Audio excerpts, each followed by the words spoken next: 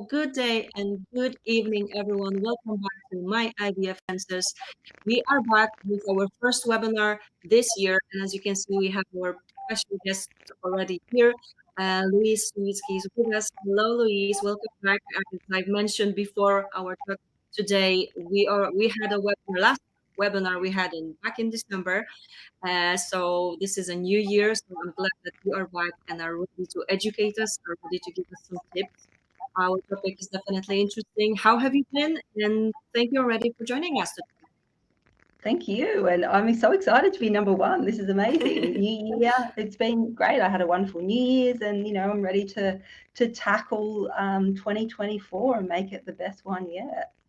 Definitely. I know that there are lots of projects coming up also for you. And of course, here at the European Fertility Society, we are working to give you some more events and of course, to give you some options to meet fertility expert, but also fertility coaches, best fertility coaches in the world for sure. So I'm glad that we are back and we are definitely ready to simply be here for you this year as always. And let me just briefly remind everyone that this is anonymous. So basically we will start with Louise Siwicki presentation, but afterwards there will be time for your questions. So just put those in the chat and Louise, I'm sure, will be happy to simply help you out. And don't hesitate. As I mentioned, it's all anonymous. We are all here for you. And we definitely want you to feel that this is a space when you can share anything you want.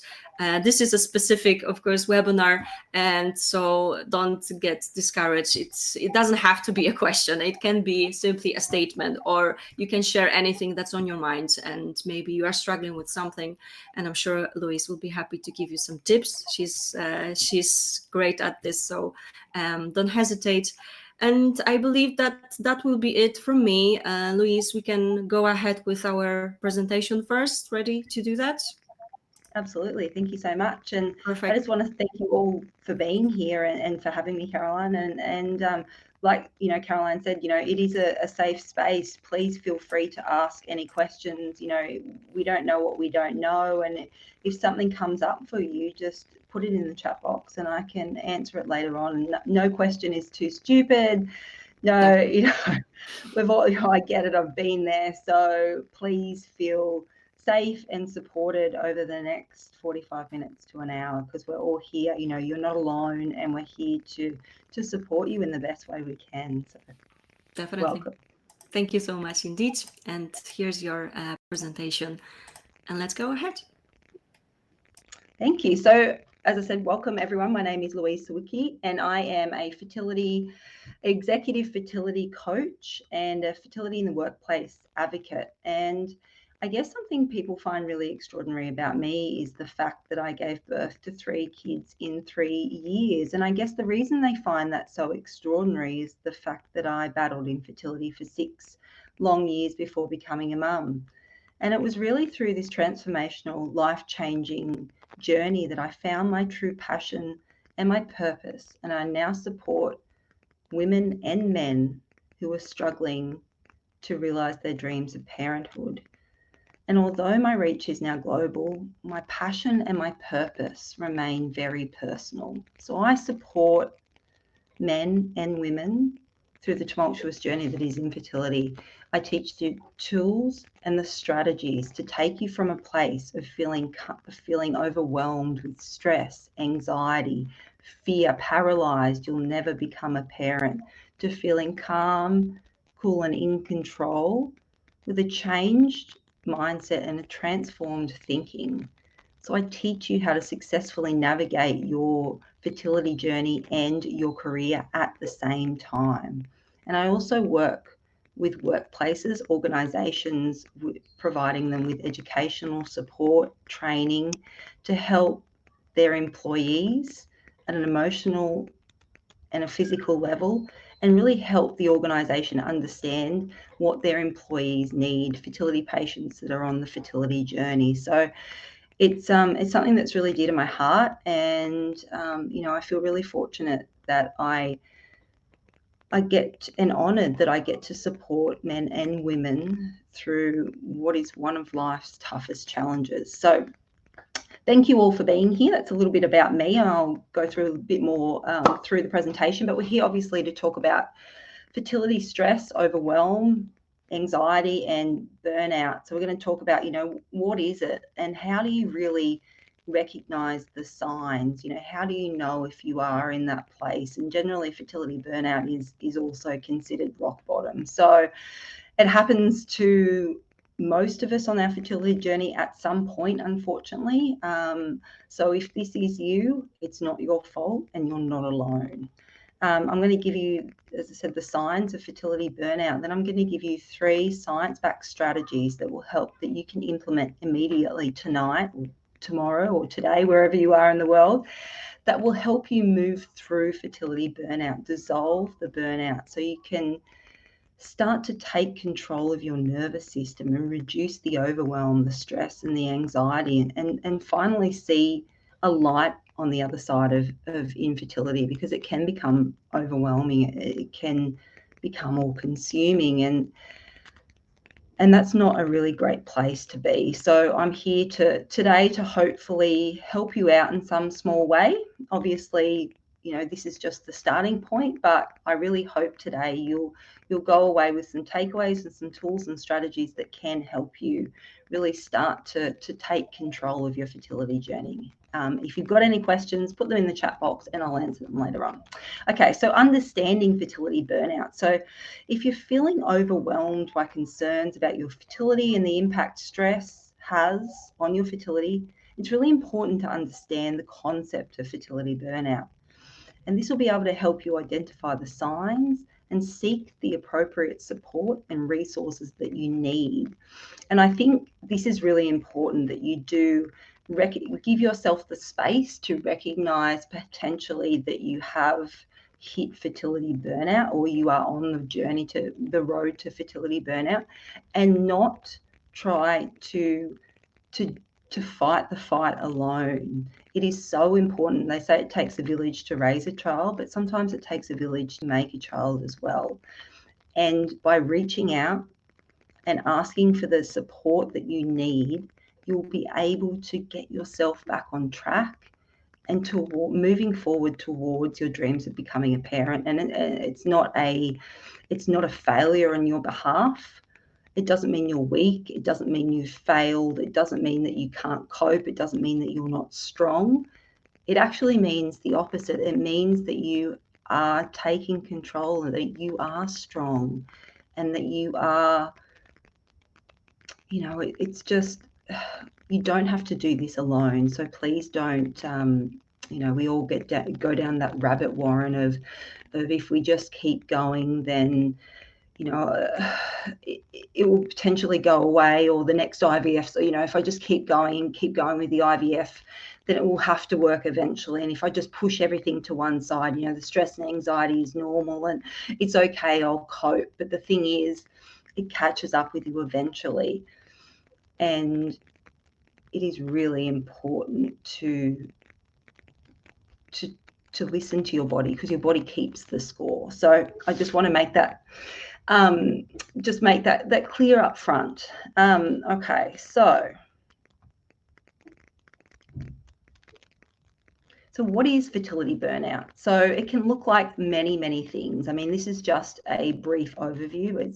Fertility burnout, and burnout is very complex, but this is just some ideas that can get you thinking about perhaps if you are in this position or have been, and what you can do to move yourself forward. So emotional exhaustion, I mean, that's an obvious. And I guess the difference between fertility stress and fertility burnout is when you have been in a state of chronic stress for a very long time. So your body, stress, anxiety, all of these emotions, grief, sadness, all of these emotions are very natural, and they're very normal, and they're very healthy. And we need to experience all of these emotions. But the problem is when we get stuck in chronic stress for a very long time, our body is constantly in fight flight. Our stress response is high, all the time, and we're not letting ourselves come down to rest and reset. Our stress hormones are through the roof, cortisol levels through the roof. There's an internal battle, and when this is happening, this chronic stress and these heightened levels of stress response, stress hormones, of course we're going to experience chronic fatigue. And I mean fatigue as in you wake up in the morning after you've had a solid, night's sleep. It doesn't matter. You could even have 10 hours sleep, whatever it is, and you feel more tired than you went to bed.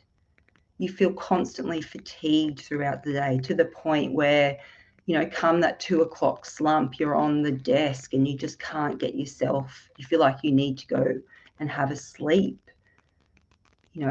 All of the fatigue can be overwhelming because your body is constantly fighting to bring all those levels down and bring your body back to homeostasis. So fertility burnout refers to, obviously, the emotional and physical exhaustion experienced while trying to conceive. And it's often due, as we said, to chronic stress. Feelings of hopelessness. I mean, this is the hopelessness.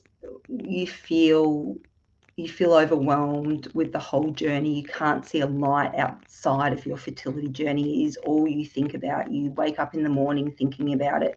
You go to bed at night thinking about it. You can't perform in your role in your workplace because all you are doing is thinking about your fertility journey and how it's never going to work, and you can't see how you're ever going to become a mum or how your body's failed you. And all of this language that we're telling ourselves is contributing to this feeling of hopelessness and feeling like you're in this big hole and there's just no way out, and you just can't see a light on the other side of infertility. And that is the kind of hopelessness that you feel when you're experiencing fertility burnout.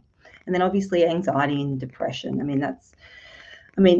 The American National Library of Medicine conducted a study not too long ago, and 76% of fertility patients that were on the fertility journey for 12 months or more are experiencing anxiety. 56% experienced depression, and nearly 10% had suicidal thoughts. So anxiety and depression are very real, and they happen to a lot of people that are struggling with fertility.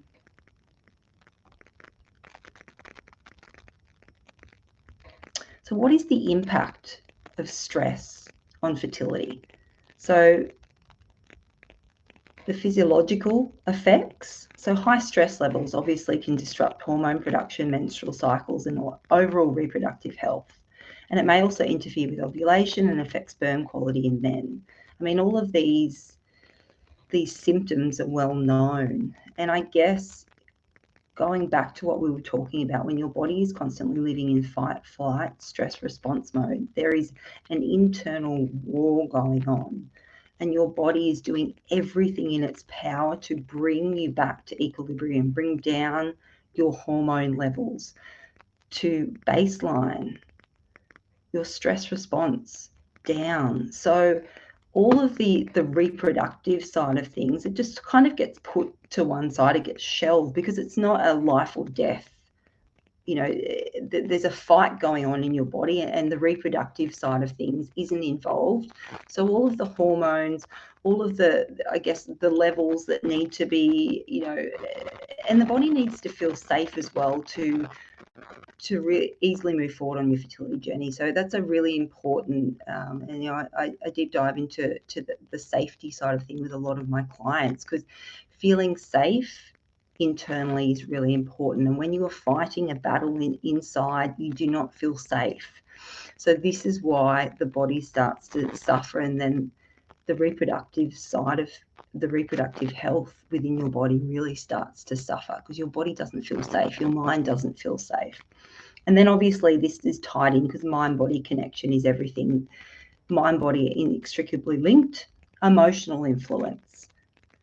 And obviously stress can lead to psychological barriers that impact the willingness and ability to conceive. So it may contribute to relationship strain, decreased libido, and it's further affecting your fertility. So there are so many factors that come into play with stress and fertility burnout on your fertility. So this is why, and I think unfortunately society really normalizes, we normalize stress, we normalize anxiety. If we haven't had a stressful day in inverted commas, then we haven't achieved what we've gone to work. And if it hasn't been stressful, then we haven't achieved anything.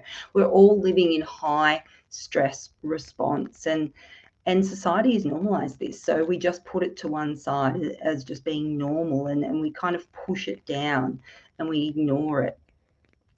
But that's when it compounds over time, and that's when it magnifies, and that's when stress becomes chronic stress, and that's when your body hasn't been able to really be in rest and relax mode at any point in time, and hasn't been able to reset any of the internal systems that it needs to in order to create homeostasis. So we hit rock bottom, we hit fertility burnout. The body always keeps the score, and at some point it says to us, I can't do this anymore.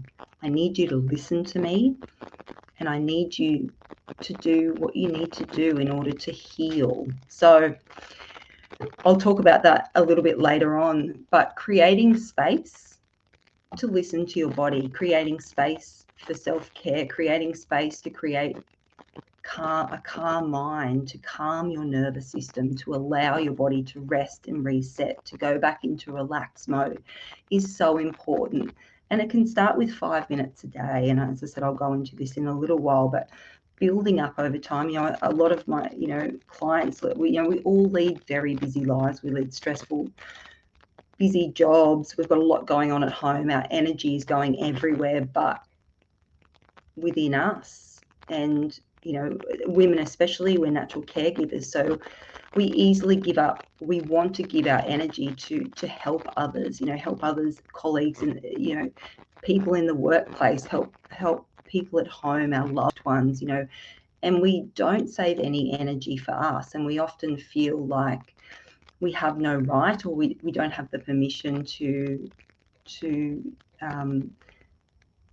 give ourselves the space that we need to replenish our energy and really connect back into our happy heart and self-care, connect back into our joy, compassion, all of these things. So because we're constantly living in this controlled stress response, very masculine energy, which is not conducive to fertility, unfortunately.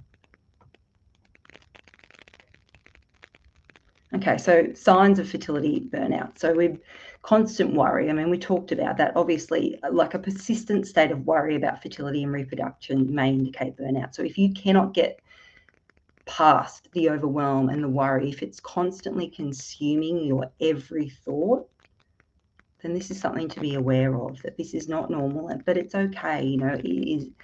It's nothing to be hard on yourself about. It is completely understandable, because infertility is one of life's toughest challenges, emotionally, physically.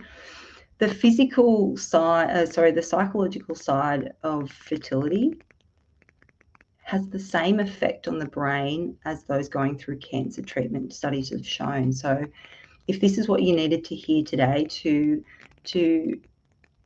normalize your feelings and really stop being so hard on yourself and give yourself permission to start to reach out and to heal, then I think that's so important. And decreased motivation. I mean, obviously, unexplained lack of motivation or interest in your fertility treatments, and this covers every part of your life: work, personal relationships, friendships.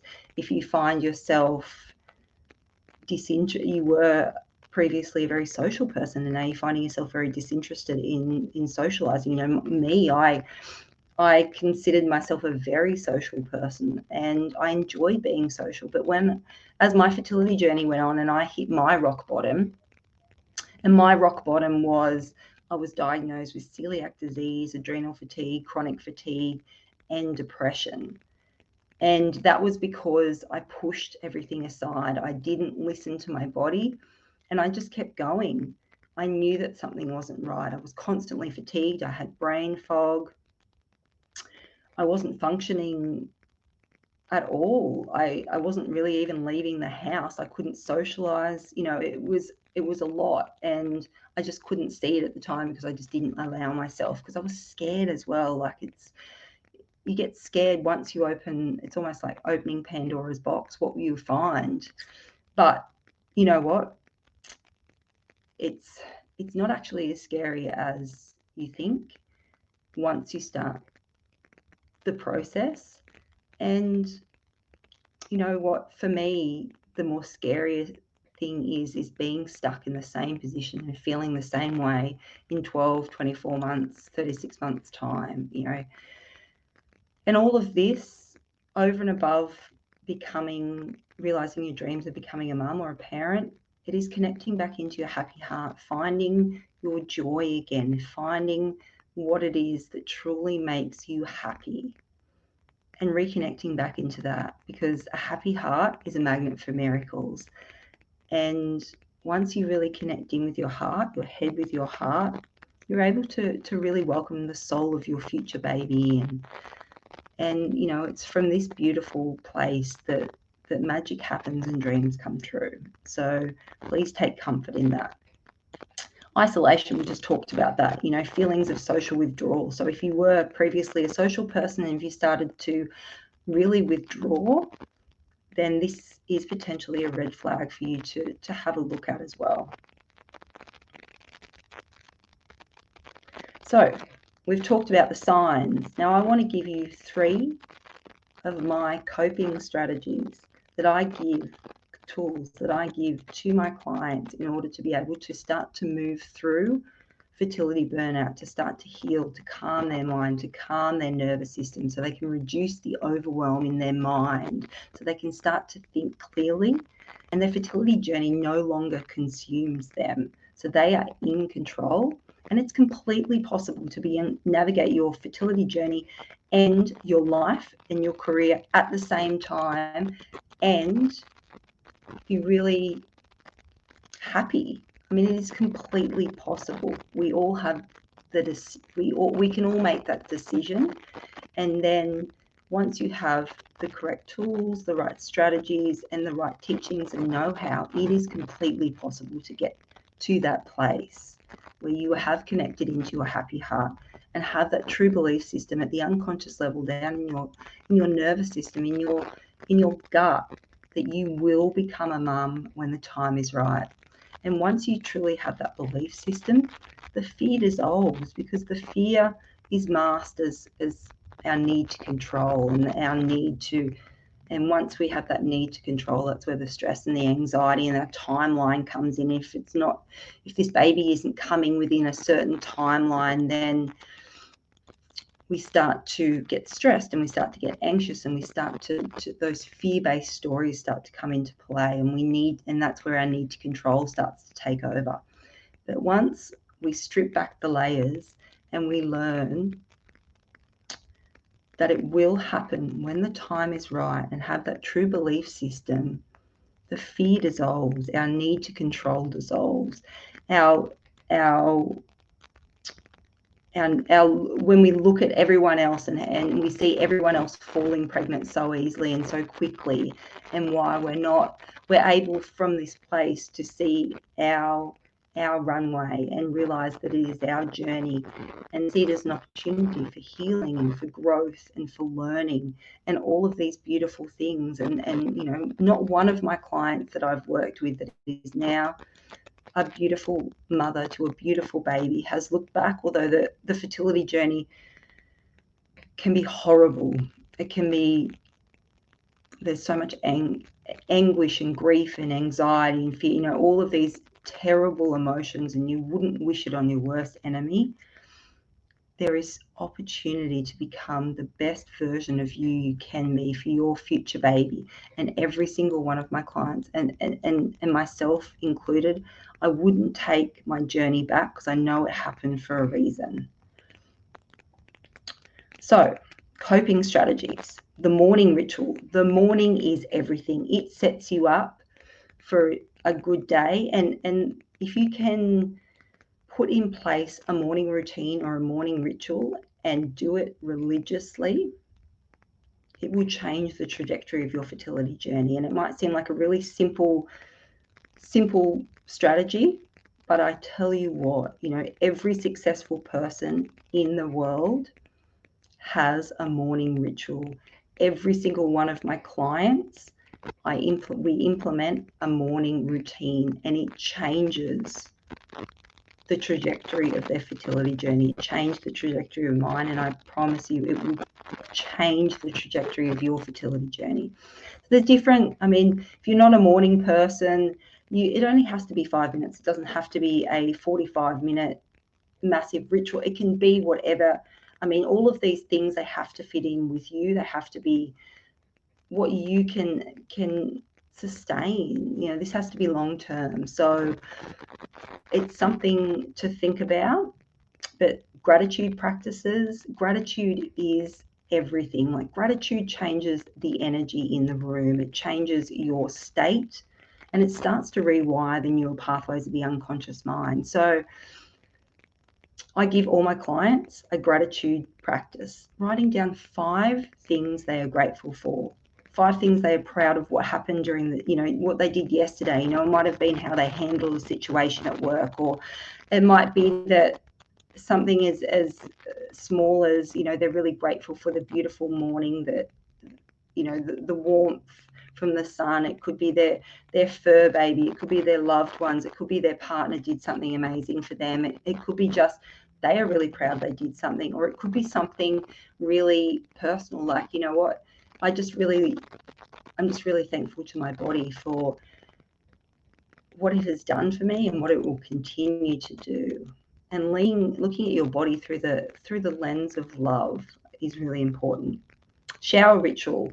If you have a shower in the morning, practice gratitude in the morning in the shower. And this is a really great time to really allow yourself the space to listen to your body. Listen to what it needs, because your body keeps the score. Your body is telling you what it needs to move you forward. We just don't listen. We don't listen a lot of the time because we're scared, because we are it's too hard. We've got enough going on. You can't possibly, you feel so tired already. You don't know how you could possibly take on anything else. And, I remember my acupuncturist, when I was at rock bottom, kind of said to me, Lou, he said, with the way you are now, you can't even look after yourself, let alone how do you think that you would look after a baby? And that really struck home. It was like, I'm so tired all the time. I need to do something about this. I made a decision there and then that I was going to change that, because he was right. I couldn't even look after myself, let alone in that moment, because I was completely fatigued all the time, let alone a baby. So meditation and visualization exercises, these are amazing. You can go for a walk, you can do some form of Pilates or yoga, just put it on while you're having breakfast, whatever it is, you work that out. What it's going to look like for you is going to look different to somebody else. This is very individual, but these are just some really, just some basic ideas. But all of these practices allow you the space to listen to your body and calm your mind, so you are best able to manage stress, enhance well-being, and connect your happy heart once again, allowing you the space to rest and relax your body, so you're able to bring down all of these hormones, so we can create an equilibrium in the body again, so we can allow the body space to start to feel safe again. Okay, breathing techniques, really, really amazing, super easy. You can implement them tonight, and breathing is everything. When we're constantly in stress response, we forget to breathe. We're breathing, but we're not truly breathing in, like really deep breaths. So this is an amazing exercise to start to really learn to calm the mind. So box breathing, a simple yet powerful technique that involves inhaling, holding, exhaling, and pausing for the same count. So it brings you instant calmness to your mind and your body. And if you feel like a stress response happening throughout the day, you feel like you're being triggered in some way, learn to breathe, because this will instantly break the state, and it will take you out of that stress response and start to calm your mind, so you're able to think clearly. So important, really easy. It will take you a bit of time to practice. I mean, practice makes perfect. They're easy techniques, but they do take time, and they take effort, and they take practice. But consistency is key, and moving forward on your fertility journey, it's baby steps, showing up every day, rinse, wash, repeat, showing your mind and your body that you're a boss and you want to change, and you are determined and committed to change. So deep belly breathing. So breathing deeply into your belly, you activate your body's relaxation response, calming your nervous system and your stress response mode. So it's the same, very similar idea, just two different techniques. And the other technique is the 8-2-10 method. And this is what I really love, this one. So it's breathing in for 8, holding for 2, and out for 10. And you do this 10 times if possible. So, and you can do this whenever. You know, do it in the morning, do it at lunchtime, do it at night. Doing it at night, right before bed, is an amazing way to put you into a really relaxed state, so you're able to get the best quality sleep that you can. And we all know that sleep can be impacted when you're on your fertility journey. So creating personal boundaries, and this is really important. I think boundary setting is so important when you're on your fertility journey, especially when you get to the point where you're feeling constant fatigue because you've let the boundaries, your energy has been, it's almost like it's been sapped from you. And you know, most of my clients are high career performing women who have a lot of stress, a lot of responsibility in their workplaces. They have a lot of direct reports, they have a lot going on. So there's a lot of people taking their energy at work. And also then when you get home, your loved ones, also you're giving out your energy to your loved ones, because we're natural carers, aren't we? So we like to give out our energy to make sure that everyone's okay. But in these moments and during your journey, it's almost like you have to put on your oxygen mask first before giving it to anyone else. Because if you start to fail and your health starts to fail and your mental health starts to fail, then you're no good to anyone. And then your journey goes on longer and longer and longer. And the longer it goes on, the more magnified the feelings become and the worse the situation becomes. So put your oxygen mask on first. Give yourself permission to do that. So how do you create boundaries around your personal energy? So number one, you can stop and disengage energetically from what you were doing. So if you're interacting with a person and the energy has started to deteriorate, there's some aggression or there's some anger or there's an energy exchange that you wouldn't particularly, or you didn't want and you didn't need, you need to take a deep breath and use the words "I'm back" or "focus."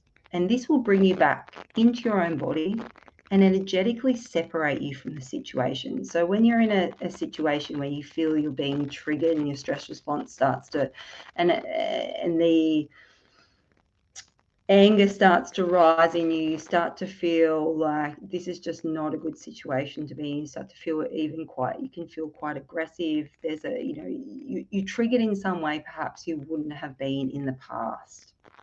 It's almost like you have an out of body experience sometimes. So by saying to yourself, taking a deep breath and saying "I'm out, I'm back," or "focus," you bring yourself back into your body, ground yourself, and you allow yourself the space to calm enough to be able to look at the situation in a different light. So it's almost like you break the state, you change the energy.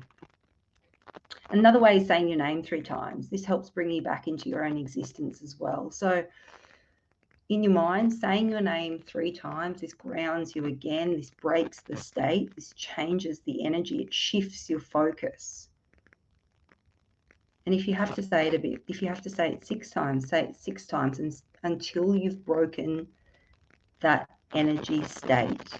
And it's almost like if you say it enough times, you trick your mind. It's a mind game, and you sometimes can forget almost what had triggered that situation. You bring you down to earth, and you can think logically again, and you perhaps then can navigate that situation in a more calm manner, and you get the outcome that you wanted, the intention that you wanted. Because most of the time the intention is not to get into an argument, and not to nitpick, and not, we can kind of, when we're in that, a lot of us have relationship issues when we're going through fertility, and things that never seemed to bother you before about your partner, the real little nitpicky things, they really start to bother you now. And these little nitpicky things can magnify into big arguments when this isn't constructive, and this is just causing you more stress. So by really looking at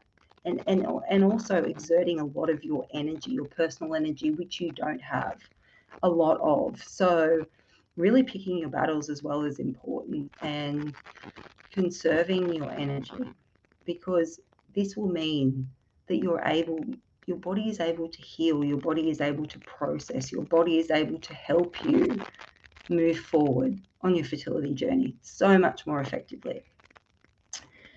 You can also name 5 differences between you and the other person. For example, I'm not wearing green, or I am female, or I'm male, or I'm taller than you, John, or I'm taller than you, or, whatever it is. And this will further help you separate your energy from the person or the situation you're merging with. So it can even be a phone call, it can be in person, whatever the situation is. By using these simple techniques, you almost dissolve the situation before it has occurred, before it's escalated, and you've conserved your energy.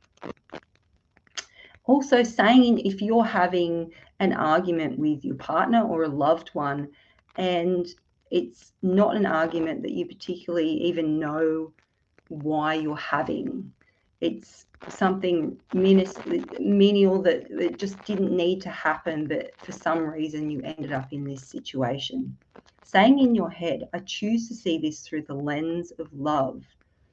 And this instantly changes your perception of the situation, because love is the highest vibration of all. So love trumps anger, it trumps aggression, it trumps all of these emotions. So if you can shift your state to an energy of love. So seeking support if you feel like that you've reached fertility burnout is so important. Don't feel like you have to do it alone. Seek professional guidance who can provide you with the support, the tools, and the strategies you need, because it is possible to heal from burnout. But it's really important that you seek the support you need, so you can take yourself from a place of feeling overwhelmed with stress and anxiety, fear, overwhelmed, paralyzed with fear that you'll never become a parent, to a place where you feel cool, calm, and in control, empowered on your fertility journey, and able to lean back into your happy heart. This is so important, because our compassion for ourselves, our joy, our happy heart, this all gets lost under the weight of infertility, and it's really hard to pull yourself out of that hole if you don't seek. We're right at the end. So the conclusion is self-reflection. Take the time to reflect on your journey, your emotions, and the strategies that resonate with you, okay? So you need to give yourself the time and the space to listen to what your body is telling you and what you need to do to move forward on your fertility journey and through fertility burnout, I think is really important. Develop an action plan by incorporating coping strategies and seeking appropriate support to manage fertility-related stress. So making the decision and creating an action plan tomorrow, scheduling it in, what do you need to do at different times of the days? Where can you fit it into your daily schedule? What can that look like? What's sustainable is so important. Writing it down, it's almost like it's a contract to yourself then, isn't it? That you are committed to doing what you need to do to move through the process. So I really hope that that has been helpful for you. Experience as a fertility coach, are there common misconceptions about fertility that you find yourself addressing frequently? Absolutely. I think, well, I mean, obviously from common misconceptions, I guess, obviously I look at the psychological perspective and through a psychological lens. And I guess there's a lot of common misconceptions around how we feel like we should psychologically, I guess, deal with fertility, around grief, around, if there's been miscarry, or, if you've gone through the process of IVF and you've had a negative test result, being able to, to really give yourself permission to grieve, and you're grieving the loss of a life. So having to just keep going, there's a lot of, if I just keep going then it will work, and that is not necessarily the case. I mean, if you just keep pushing through and not listening to what your body is telling you. I had a client yesterday, and she I worked with the year before last, and she just started back with me last night. But when we were working together originally, she was going through she had a lot of medical issues outside of the fertility journey, that she was also navigating with IVF. And she said to me last night, I wish I just had have listened to my body, and my body just needed to do its thing, and I really just needed to stop and to listen, and to really look after to that side of my health before going through IVF. But I was told that I was getting too, I thought I was getting too old, and if I just kept going, then it surely would work. So I think, there's a lot of misconception around pushing through, and, the language, I'm getting too old, or this is never going to work. And if I stop, then I feel like that I'm giving up. All of these, for me, are common misconceptions that every single one of my client has to navigate, and I did as well. So there's a lot of them, but I guess that's a few of them from the psychological perspective. Does that answer your question? Thank you so much, Ella, for your question. I believe it was helpful. If there are any follow-ups, you know what to do. Now we will go to the next question. Definitely interesting one, and I believe lots of people do wonder about that. So thank you for your great presentation. I'm feeling a lot better since utilizing some of these techniques, example, gratitude, meditation in the morning, Zen breathing before bed. But I do struggle still at work during working week, high stress role, looking after others. Any tips how I can maintain things throughout all parts of life? Absolutely. I mean, it's taking the time when you can. So if you can just take it, even like a 1 or 2 minute break, and go to the disabled toilets, do your breathing, allow just yourself the space to calm your mind, and rest and reset is really important. Finding little pockets of time and taking that time to remove yourself, recoup, restore your energy, just calm your mind, so you're able to navigate the remainder of the day much more successfully in a calm manner. And once our energy has the power to change the entire energy in a room. So if we walk into work and we're already in a really stressed state, the energy that we're radiating is stress, and people, they react to that, and then all of a sudden there's a lot of issues that are happening at work. And by no means is that your fault, because all this kind of happens at the unconscious level, and it's not intentional whatsoever. But just being aware that our energy can change the state in a room is really empowering, because that puts the power in our corner. So if you feel your energy is starting to really really start to wane that day, you're starting to get really fatigued, stress levels, whatever, are starting to go up, then just remove yourself for a minute or two. That's all it takes. Do your breathing exercises, give yourself the space, and come back into the room and navigate what you have to navigate.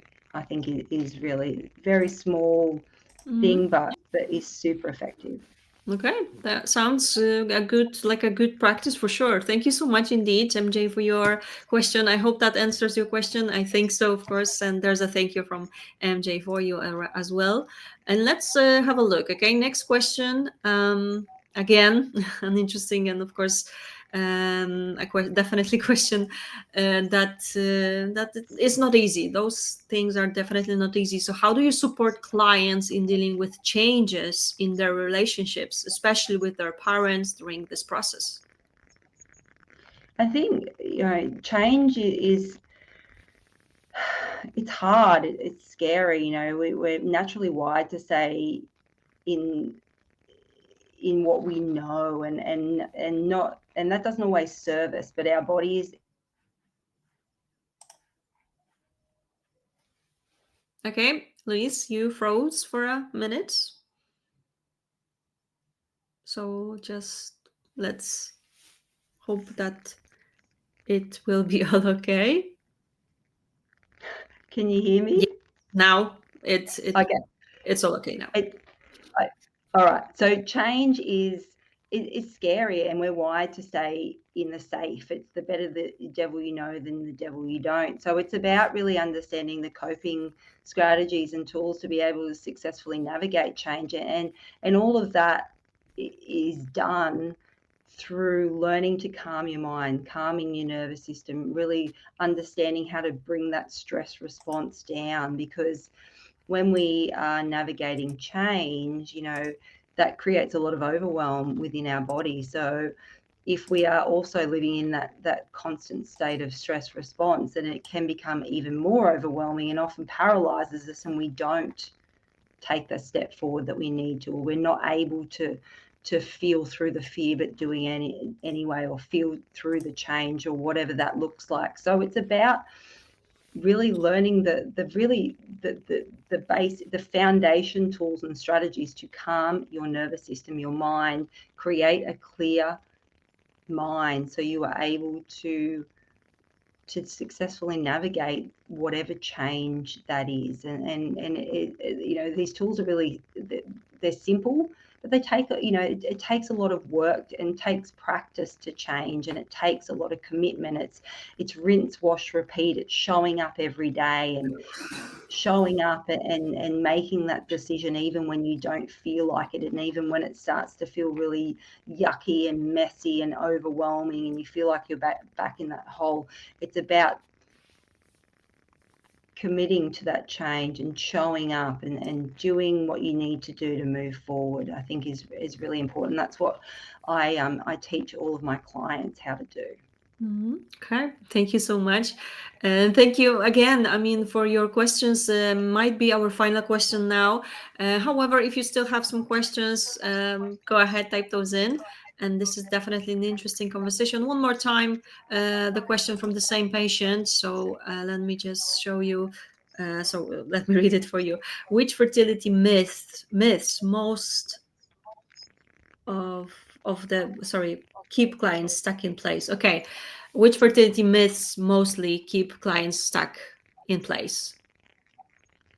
I think I'm too old.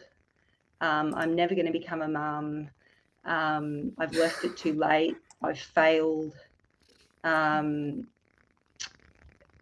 of the language is what keeps you stuck. So it's about transforming the language, transforming the mindset, changing your thinking, because it's language is everything. Our thoughts become our feelings become our reality over time, and everything starts to thought in the mind and presents as language. And what we tell our mind has no other option but to believe. That's how we're wired. So these thoughts, and that's what keeps most of my clients stuck. And it's really about changing. Are you true? Like, a lot of my clients don't feel worthy of becoming a mum. That's, get to the root of it. It's like, I don't feel worthy. I don't truly love myself. So it's about changing this thinking, transforming this mindset, so you're able to start moving forward towards your dreams. This is the first part you need to do before going ahead, I guess, in such case, just to be able to move on and get what you really try to get what you really are after, right? Okay, thank you so much. One more question we did receive, and again, definitely something that is definitely something that I think that lots of people ask this question. So I find dealing with fertility clinics one of the most stressful parts. Is this common, or do I just need to find a better clinic? You know what? And I think this is where you have to listen to your intuition and your gut. Your intuition is probably telling you what you need to do. It's just about trusting it. So, the process is stressful. I mean, that's just a given. And it's learning to obviously to cope with that stress in the best way possible. But in terms of whether you should change clinics, I think you've really got to listen to your body and listen to your intuition and listen to your gut. And what is it telling you? Look for the signs. If it feels a bit funny, then maybe it is time to seek a second opinion, or seek a new view or a fresh set of eyes on your situation. But I think whether you need to look elsewhere or seek a second opinion. I think it's just about sitting with yourself and asking yourself, what do I need to do to move forward? Do I need to find another clinic? Ask yourself that question and see what the answer is. And you will find the answer. You've just got to listen, and you've just got to trust your instincts. Okay, sounds like a good plan, I think, as well. Thank you so much again. Someone is typing, so let's give it a second and see if we have more questions, or we will be finishing for today. But I think that all the tips that Louise has provided us today definitely are useful for you. And as you can see, Louise, there's another thank you. So I believe we will be finishing for today. But thanks everyone for your patience. We've managed, we did it. I'm glad that we were able to answer your questions. And of course, the presentation definitely gave you some tips, useful tips that you can use, and hopefully go step by step, go into the right direction. So thank you so much, Louise, for joining us. As you can see, more thank yous are coming up your way. So anything else you wish to add before we finish for today?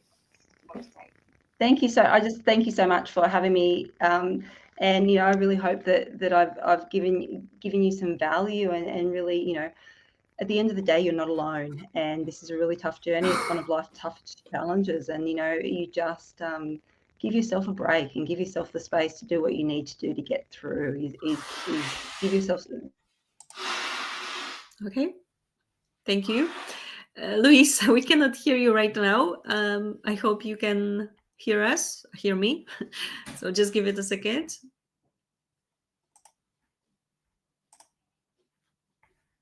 I believe that we lost Louise, but it's all okay. Can you hear me? Let's give it a second. I want her to say something more, but I'm not sure if we still can. Yes, I believe that we will be finishing for today. Louise, Louise, I think that she lost connection. No, you are back. Okay, glad to hear that. Okay, we can hear you now. You disappeared for a minute. All right. I'm going to say this really quickly. I just want to thank you all for being here and listening, and for your patience. And you're not alone on this journey. I'm sending you so much love, and you've got this. So if you've got any questions, my name is Louise Siwicki. I'm on all socials, and my website is Louise Siwicki. Please reach out. I'm happy to answer any questions that you have, anything at all. Nothing is too silly or stupid or whatever. I'm just here to help. I know what it feels like, so please reach out. But thank you so much for your time. I really appreciate it, and thank you for listening. And thank you, Caroline, and the European Fertility Society. Thank you so much indeed. And of course, as you know, we will be back. Stay tuned. There are more events coming up. Thank you for your patience today as well. And take care. And of course, have a lovely day and evening. Louise, I know that we will be back. So hopefully next time everything will be fine. But I'm glad that we were able to finish this as well. Thank you, everyone. Take care. See you. Bye.